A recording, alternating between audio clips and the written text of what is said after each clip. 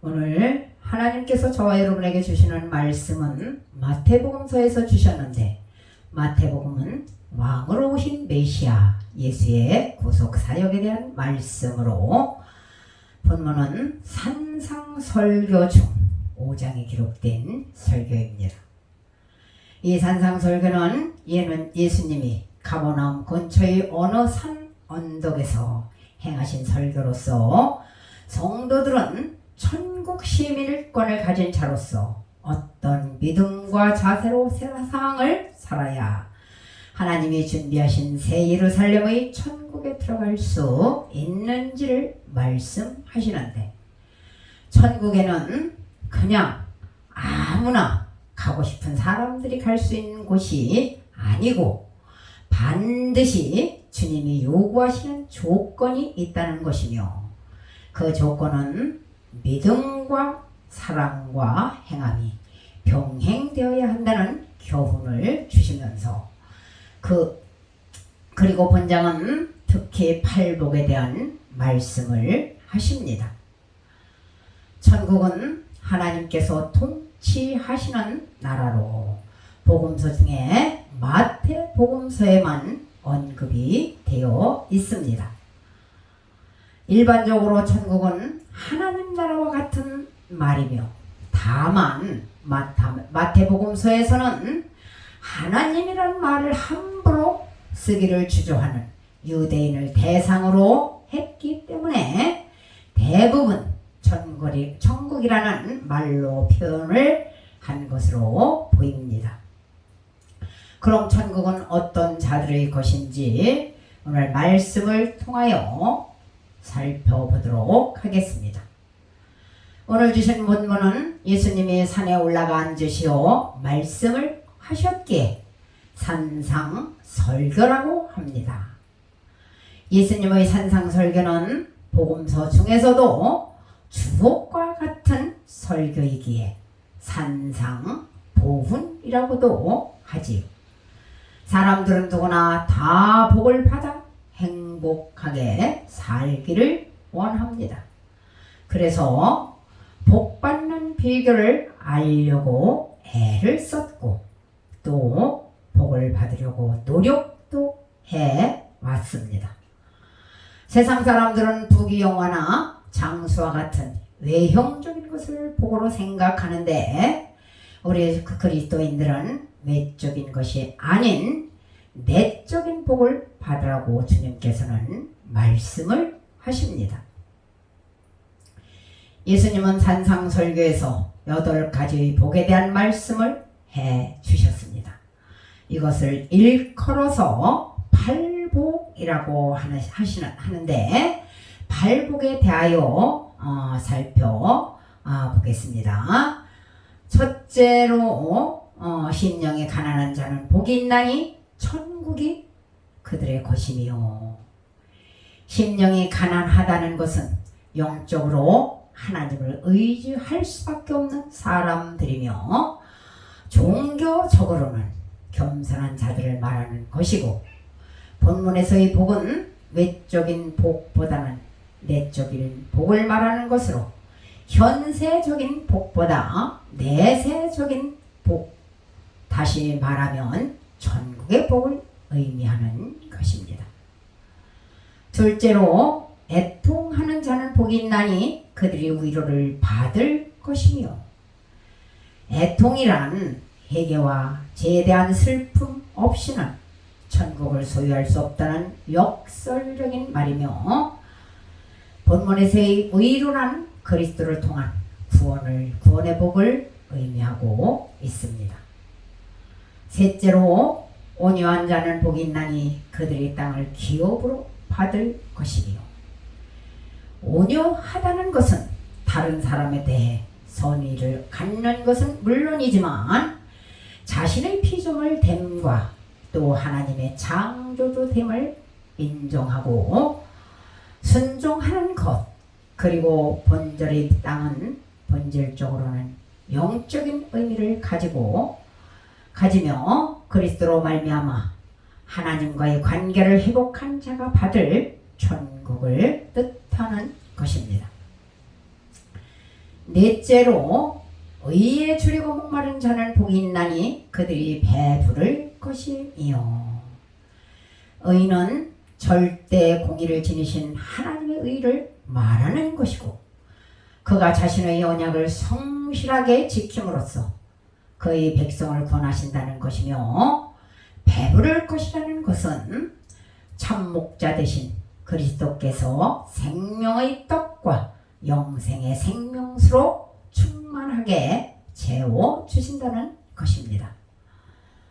다섯째로 긍휼히 여기는 자는 복이 있나니 그들이 긍휼히 여김을 받을 것이며 긍휼히 여긴다는 것은 상대방이 죄인임에도 불구하고 동정심을 갖는 것이며 사람이 긍휼을 가지고 행동할 때에 그 자신 역시 하나님께 긍휼히 여김의 대상이 된다는 것입니다. 여섯째로 마음이 정결한 자는 복이 있나니 그들이 하나님을 볼 것이요. 마음이란 인간의 지, 정, 의 근원으로서 인간을 인간답게 역할하며 청결하다는 것은 흠이 없고 깨끗함을 그리고 하나님의 자녀로서 가져야 할 도덕적이며 영적인 개념으로 두 마음을 품지 아니하고 오로지 하나님께 대하여 순종하는 것을 말하는 것입니다. 일곱 번째로 화평하는 자는 복이 있나니 그들이 하나님의 아들이라 일컬음을 받을 것이요. 화평은 다른 사람과 화해를 하며 다른 사람이 하나님을 영접하게 하여 하나님의 의로운 통치를 확장시키는 것이며 또 하나님의 아들이란 하나님의 나라를 상속받는 자들을 말하며 그러므로 평화의 왕이신 그리스도를 본받는 자는 하나님 나라의 상속자로 인정한다는 것입니다. 여덟째로 의를 위하여 박해를 받는 자는 복이 있나니 천국이 그들의 것임이라. 의에 대하여 예수님께서 말씀하시고자 하시는 것은 성도에게 어떤 핍박과 고난이 오더라도 의를 잃지 않아야 한다는 순교의 정신이 필요함을 강조하신 것입니다. 하나님의 자녀인 우리 성도들은 주님이 가르쳐 주신 발복을 받아 누리는 은혜가 임하기를 축복합니다. 구원은 예수님을 영접하고 믿음으로 구원받지만 구원을 받을 만한 믿음이 있는 자는 믿음과 행함이 병행되어야 한다고 말씀하시는데 성경에서는 주님을 믿는다는 사람들 중에서도 천국에 들어갈 수 없다는 경고의 말씀이 여러 곳에 기록이 되어 있습니다. 어느 길이 천국에 가는 길이고 어느 길이 지옥 가는 길인지 말씀을 통해서 살펴보도록 하겠습니다. 천국의 조건인 회개를 외치는 세례 요한에 대하여 마태복음 3장 1절에서 9절에 기록하고 있습니다.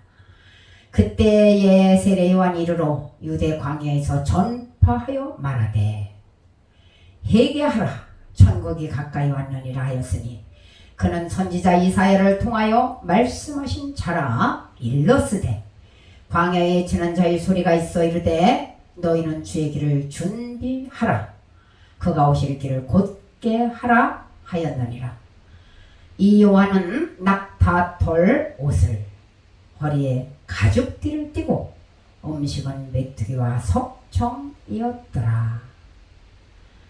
이때 예루살렘과 온 유대와 요단강 사방에서 다 그에게 나와 자기들의 죄를 차복하고 요단강에서 세례를 받더라. 요한은 많은 바리새인들과 사두 개인들이 세례 베푸는 데로 오는 것을 보고 이르되 독사의 자식들아 누가 너희를 가르쳐 임박한 진노를 피하라 하더냐. 그러므로 회개에 합당한 열매를 맺고 속으로 아브라함이 우리 조상이라고 생각하지 말라. 내가 너희에게 이르노니 하나님이 능히 이 돌들로도 아브라함의 자손이 되게 하리라. 세례 요한은 먼저 회개하라고 선포하면서 사역을 시작했는데, 회개는 하나님으로부터 떠나 있던 사람이 되돌아오는 것을 말하는 것으로 헬라어로는 메타노에오이며 생각을 고친다는 의미를 갖고 있으며, 회개는 메시아에 대한 그릇된 관념을 고치고 메시아를 진정으로 받아들이는 것을 뜻하는 것으로, 회개는 단순한 죄에 대한 슬픔이나 고백만 의미하는 것이 아니라는 것입니다. 그것은 회개의 원인이나 결과일 수는 있으나 회개 자체는 아니며, 회개는 그보다 더 근본적인 마음의 결정을 포함하는 것이고, 회개는 성경에서 50회 이상 언급된 중요한 주제로 천국의 첫 번째 조건인 것을 잊지 않는 복받은 성도님들이 되시기를 바랍니다.